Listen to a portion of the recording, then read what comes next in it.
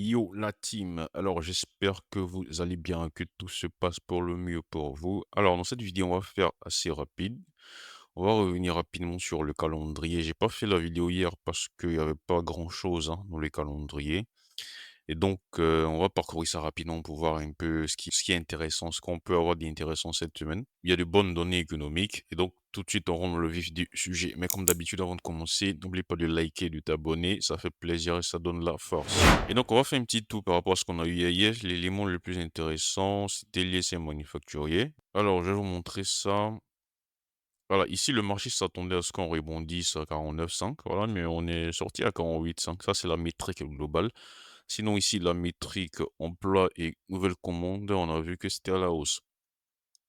Donc, comment est-ce qu'on peut expliquer ça rapidement? Déjà, ici, ça, c'était une petite surprise quand même parce que moi-même, présentement, je pense que en fait, il y a de plus en plus de données qui pointent vers une reprise de la croissance. Vous voyez, aux États-Unis, par rapport à l'épisode tarifaire qu'on a eu. Quand on a eu l'épisode tarifaire, tout était bloqué. Au niveau des ports aux États-Unis, les bateaux n'arrivaient plus. Voilà, les choses ont commencé à chuter, les données ont commencé à chuter. Et donc, il n'y avait pas de commerce, au fait. Tout était bloqué. Donc, depuis la pause tarifaire de 90 jours qu'on a, bah, le commerce a repris de plus en plus. Je vais vous montrer quelques données. Par exemple, ici, vous voyez, ce sont les deux indices hein, globaux des ISM manufacturiers ici et puis l'ISM service ici en bleu. Donc ici, vous voyez que les services quand même ça tient bien. Voilà. Je vous rappelle que les services, c'est trois quarts de l'économie américaine. Les services, ça tient bien. C'est plutôt le secteur manufacturier qui déçoit un peu. Donc globalement, en fait, actuellement, on s'attend à ce que la reprise de tout ce qui est activité commerciale et on s'attend à ce que ça reprenne un peu, vous voyez? Parce que je vais vous montrer une autre donnée ici, hein. Parce que vous allez voir ici, c'est à partir du 2 avril, le 2 avril que Trump il est sorti avec les tarifs douaniers réciproques là et donc en avril, on a vu qu'il y a eu quand même une dégradation, voilà, du volume hebdomadaire des échanges qu'on avait au niveau du port de Los Angeles, vous voyez? Et donc vous voyez que, ici tout le mois d'avril, hein, ça a chuté comme ça et donc c'est récemment qu'on commence à avoir quand même une petite reprise, hein, voilà. Et donc globalement, il y a de plus en plus de petites données comme ça qui pointent vers reprise d'activité et tout. Même l'ISM qu'on a eu hier, la partie nouvelles commandes, on a vu que ça a augmenté ici, vous voyez? Ça, c'est quelque chose qui montre que l'activité est en train de reprendre petit à petit. Et donc c'est pour ça que ces petites données-là sont, intéressantes quand même à regarder les sous-composantes. Et donc ici, on attend quand même que l'activité manufacturière reprend, voilà, et que ça parte aussi dans le sens des services.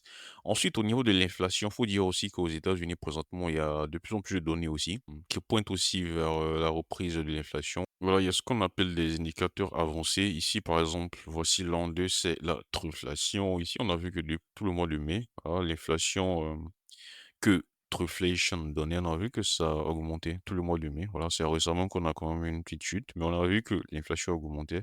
Ça augmente, ça augmente. Et vous allez constater que même globalement, mondialement, on commence à avoir une montée de l'inflation un peu globale. Récemment au Canada, c'était le cas, on va en parler tout à l'heure, quand on va parler des chiffres d'emploi qu'on aura cette semaine au Canada. Et donc on observe quand même qu'il y a l'inflation qui est à part en Europe. On observe quand même qu'il y a l'inflation qui, voilà, qui revient de plus en plus un peu partout. Et aujourd'hui même, vous allez voir, il y a Cook de la Fed ici, voilà, il a dit que la politique commerciale pourrait rendre plus difficile la réduction de l'inflation. Actuellement, au niveau macroéconomie, là, je vous parle vraiment de quelque chose de global pour les semaines à venir, voilà, cet été. Bon, globalement, on s'attend à ce qu'on ait des surprises inflationnistes à la hausse parce que, comme je dis, il y a beaucoup de données avancées comme ça qui pointent vers une reprise de l'inflation. Ça, on a commencé à observer ça déjà, hein. Et aussi au niveau de la croissance, le marché s'attend à ce que ça reprenne. Vous voyez, les choses reprennent de plus en plus. Et en plus de ça, on voit que présentement, mondialement aussi, ça parle un peu de budget partout, de réduction de taxes et tout. Vous voyez, donc ça, c'est le volet liquidité. On a aussi des indicateurs de liquidité avancés qui montrent que voilà, il y a de la liquidité dans le marché. Donc tout ça pour l'été, pour les semaines à venir, ça, si tous ces éléments-là sont matchés, liquidité à la hausse, croissance à la hausse, inflation à la hausse, on est plutôt, c'est ce qu'on appelle un régime macro de réflation. Et donc quand tu as un régime de macro réflationniste, je parlais de ça dans ma communauté privée et des membres de ma formation. Alors, où c'est? Voilà, je parlais de ça ici. D'un point de vue macro, l'été peut être très intéressant pour les actifs à risque parce que quand tu as un régime réflationniste, ce que je viens d'expliquer tout à l'heure, et bah, tu as de l'activité économique, tu as la croissance en hausse, l'inflation en hausse, la liquidité en hausse. Et donc, pour les actifs à risque, c'est intéressant. Les gens ont de l'argent pour investir, aussi simple que ça. Vous pouvez voir ça comme ça. Et donc, pour l'activité manufacturière, c'est bien. Et donc, quand c'est bien pour l'activité manufacturière, bah, c'est bien pour tous ces métaux industriels. Vous voyez, notamment le cuivre, l'acier, l'alu. C'est bon pour les cryptos, les Bitcoin, etc. Et donc, pour l'été à venir, c'est quelque chose que vous pouvez surveiller. Le plus sur les États-Unis, voilà, les métriques qui montrent que la croissance, ça revient à partir de l'activité manufacturière, l'inflation aussi, et aussi la liquidité. Donc, je voulais faire ce petit aparté là avant de commencer. Et donc, aujourd'hui, ce qu'on a eu, c'est qu'on a eu l'élément qui m'a vraiment, qui était intéressant, qui m'a choqué. C'était quoi? C'était les données sur l'inflation en Suisse. Voilà, on est passé en territoire négatif à -0,1. Ça, c'est quelque chose qu'on annonce depuis, quasiment, depuis plus d'un an, quasiment. Et donc ensuite, on a eu un membre de la SNB qui est sorti pour s'exprimer. Voilà, c'est ce que j'ai mis ici. Qu'est-ce qu'il a dit? Il a dit: «L'inflation suisse est tombée à 0,1 mais ce n'est qu'un point de données». Voilà, c'est-à-dire ça, c'est on minimise, vous voyez? Franchement, je déteste cette banque.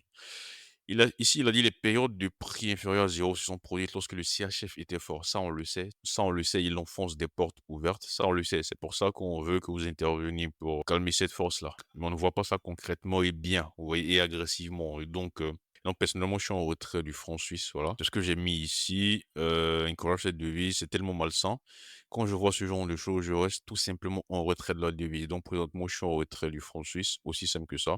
Et donc ça, c'était aujourd'hui. Après le 4, demain très tôt, on aura, les données de croissance en Australie. Ça peut être intéressant. Pourquoi? Parce que ça a fait suite à la dernière décision de taux d'intérêt de la RBA, voilà.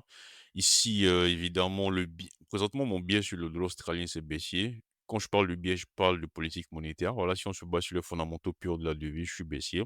Donc on veut que ces données-là sortent, négativement, voilà. D'ailleurs, ça va entrer en ligne de compte avec ce que la RBA a dit, hein. Elle a dit qu'elle a baissé ses prévisions de croissance et donc si ça sort à la baisse, c'est très bien comme ça. Le biais baissier va se renforcer et donc d'un point de vue politique monétaire, on a envie de vendre du dollar australien. Donc ça, c'est pour, demain très tôt. Après, qu'est-ce qu'on aura? On aura les données PMI, mais ce sont des PMI finaux, donc généralement, c'est pas très intéressant, hein. Mais évidemment, c'est à regarder pour le mettre dans le narratif, pour renforcer ses billets sur les devises, notamment l'euro et tout. Mais c'est pas quelque chose à regarder pour de la volatilité. Demain, le 4, on aura dans la soirée, on aura l'ISM Service aux États-Unis. J'en ai parlé un peu plus tôt avant de commencer la vidéo. Pour le dollar, ça sera intéressant parce que, comme vous le savez, présentement, le dollar, il en chute comme ça. Moi, mon billet, il est baissé sur le dollar à cause de tout ce qui se passe aux États-Unis, politique trumpienne, tout ce qui est marché obligataire. Mais ce qu'on a remarqué récemment, c'est quoi? C'est que le dollar, il traîne beaucoup. Voilà, il monte, il descend, il monte, il descend. Et donc ça, c'est dû à quoi? Une des explications qui tourne présentement et que je peux donner, que je trouve assez normal, c'est quoi? C'est que ça, c'est le Nasdaq, c'est l'ETF sur le Nasdaq. Le dollar est assez corrélé à ça. Pourquoi? Fondamentalement, ça s'explique par le fait que quand tu as les indices qui montent, ça veut dire qu'il y a beaucoup d'échanges les devises étrangères pour acheter du dollar, pour ensuite acheter ces actifs-là. Vous voyez? Actions américaines, indices, et cetera, tout ce que vous voulez. Donc il y a des flux qui viennent vers le dollar et donc c'est normal d'avoir une corrélation entre le Nasdaq et le dollar. Mais récemment, on a vu que cette corrélation était brisée. Voilà, tu as le Nasdaq qui a repris comme ça la hausse après la grosse chute qu'on a connue, amplifiée ici le 2 avril à cause de Trump. On a eu un rebond quand même. Il y a un retour de l'exceptionnalisme américain et donc les indices sont en train de monter, les actions se portent très bien. Tout c'est dirigé par les 7 fantastiques, hein, voilà, les 7 actions fantastiques aux États-Unis. Mais on voit que le dollar, lui, ne suit pas. Au début, on a vu une tentative, mais après, il s'est décorrélé, il n'a pas suivi, vous voyez. Donc ça montre quoi? Ça montre vraiment qu'il y a un biais baissier de dollar. Je pense qu'il y a beaucoup d'hypothèses dans le sens baissier de dollar. Je suis plutôt de ce côté-là. Mais on voit que le dollar, il peine quand même à continuer sa chute. Et donc, présentement, je vais baissier, mais je suis en attente. Vous voyez, je suis pas en position, je suis en attente. Pour moi, l'une des raisons pourquoi le dollar ici traîne comme ça, voilà, c'est notamment ça. L'une des raisons, c'est ça. Il y a des flux entrants. Pour moi, ça, c'est l'une des raisons, voilà, pour lesquelles le dollar ici, il ne continue pas sa chute. Parce qu'on voit que les actions, les indices montent, mais le dollar ne suit pas. Ça montre que le biais baissier de dollar est toujours présent. Donc, qu'est-ce que ça veut dire profondément ça? Ça veut juste dire que quand tu as les fonds étrangers qui vont acheter des actifs en dollars, par exemple les actions et tout, ils vont quand même se couvrir sur le risque de change, vous voyez, du dollar. Et donc ça montre que les gens sont toujours baissiers dollar. C'est-à-dire que si tu achètes des actions aux États-Unis et que tu es à l'étranger et que le dollar continue à chuter, bah, c'est comme si tu n'as pas fait des bénéfices, au fait. Parce que tu as converti ta devise en dollars avant d'acheter. Et donc, si le dollar chute, même si les actions là montent, bah, tu vas pas gagner, vous voyez? Et donc, ce que les gens vont faire, c'est quoi? C'est qu'ils vont acheter effectivement ces actions-là, mais ils vont se couvrir contre le risque de chute du dollar, vous voyez? Donc, cela montre toujours que les gens sont baissiers de dollar. Vous voyez? Donc, pour moi, ça, c'est la grosse explication, l'une des grosses explications de le fait que le dollar il stagne comme ça, voilà. Et donc cette semaine, les données qu'on peut avoir, ça peut être intéressant, voilà. Soit pour corriger à la hausse, soit pour continuer à la baisse, parce que ce sont des données très intéressantes, des données importantes. Parce que présentement, on est entre 2 eaux. Vous voyez, présentement, il n'y a pas vraiment de news sur les tarifs. La première deadline des 90 jours, je crois, c'est le 9 juillet. Voilà. Entre-temps, on a des news par-ci, par-là, mais c'est pas des choses poignantes. Voilà. Il y a un bras de fer entre Trump et la Chine. Ça aussi, c'est important à regarder. Mais on est entre 2 eaux, vous voyez? Mais de plus en plus, on va s'approcher de la deadline. Vous allez voir qu'il y aura des accélérations au niveau des accords et tout. Et donc, le marché, il va plutôt mettre l'accent à court terme sur les datas qu'on va avoir cette semaine. Donc, c'est dans cette logique-là qu'on part vers les chiffres de service ici. Voilà. Le marché s'attend à ce que ça reste solide. Comme ce que j'ai montré tout à l'heure, le marché s'attend à ce que ça reste solide. Donc, si c'est solide, ça, c'est pour ici pour le dollar, aussi simple que ça, hein. Après, aussi, le 4, on aura la décision de taux d'intérêt, la Banque centrale du Canada. Alors, ça sera très, très, très intéressant. Pourquoi? Parce que présentement, il y a une indécision totale. Je vais vous montrer au niveau du marché. Le marché ici, price 70%, 72, 70%, environ 70% du maintien et environ 30% de baisse de taux. Pourquoi? Parce que présentement au Canada, toutes les métriques sont bonnes pour que la Banque centrale baisse les taux, sauf les chiffres d'inflation. Les métriques d'inflation sont à la hausse. Je crois que l'inflation de base est à 3,2 et l'inflation prime à 3,1. Les 2 sont au-dessus du target de la banque centrale. Le target, c'est entre 1 et 3. Donc ça, c'est la chose qui met un frein, au fait, pour que cette baisse de taux-là soit totale. Les récents chiffres d'inflation, vous voyez? Donc là, présentement, vraiment, j'ai pas envie d'être à la place de la BOC, hein. Tout est bon pour qu'on baisse. Emploi, croissance, mais l'inflation, c'est robuste. Les données qu'on aura ici en fin de semaine sur l'emploi au Canada, ça aurait été mieux si on avait ça avant, hein. Mais bon, qu'est-ce que vous voulez? Si on avait ça avant, ça aurait été décisif dans la décision que la banque centrale allait prendre, mais c'est pas le cas. Et donc ça, vraiment, il y a une indécision totale sur ce que la banque centrale va faire. Voilà. Il y a des analystes qui pensent que la banque centrale doit baisser. Ils sont pour que la banque centrale baisse. Voilà. Mais il y a d'autres, c'est pas le cas. Ils mettent en avant l'information inflation, voilà, pour ne pas que la banque centrale baisse les taux. Et donc ça, c'est une indécision totale. Ça sera très intéressant dans un sens ou dans l'autre. Le dollar canadien peut aller dans un sens ou dans l'autre, voilà, avec de la force. Mais j'ai envie de dire aussi qu'à court terme ici, j'étais d'accord avec l'analyse de Goldman Sachs. Ça, je l'ai envoyé dans la communauté privée des membres de la formation. En fait, à court terme, Goldman Sachs dit que c'est plutôt une croissance à la hausse, voilà, qui donnera plus un impulse, voilà, une force à moyen terme au dollar canadien, à la hausse. Vous voyez, je suis plutôt d'accord avec ça parce que l'inflation est quand même robuste. C'est plutôt la croissance qui n'est pas dans ce sens-là. Donc, si on commence à observer aussi des rebonds au niveau de la croissance au Canada, par rapport à ce que je disais aussi au début par rapport aux États-Unis, quand on commence à avoir sous le capot des données un peu avancées que la croissance est en train de revenir petit à petit. Donc, si c'est le cas aussi au Canada, bah ça sera. Et donc, c'est plutôt de ce côté croissance-là que le cadre peut bénéficier vraiment d'un gros soutien pour partir à la hausse. Et donc, ici, la décision des taux sera très intéressante. Voilà, je ne vais pas rater ça. Je serai devant mes écrans pour ça. On a aussi des données, ça c'est par rapport au yen japonais, des données de salaire, ou alors au Japon, ça c'est intéressant. Au Japon, ça c'est toujours dans le narratif yen japonais, hein. Voilà, la banque centrale, c'est toujours mieux si tu as des salaires qui augmentent pour que la banque centrale continue à monter les taux. Voilà. Et donc, ça, bon, je vais pas m'attarder sur ça. Après, qu'est-ce qu'on aura d'autre intéressant? On aura des allocations chômage intéressantes aussi à voir parce que présentement, ça fait partie des données intéressantes de cette semaine, allocation chômage, ISM service et puis emploi aux États-Unis, NFP, salaire et tout.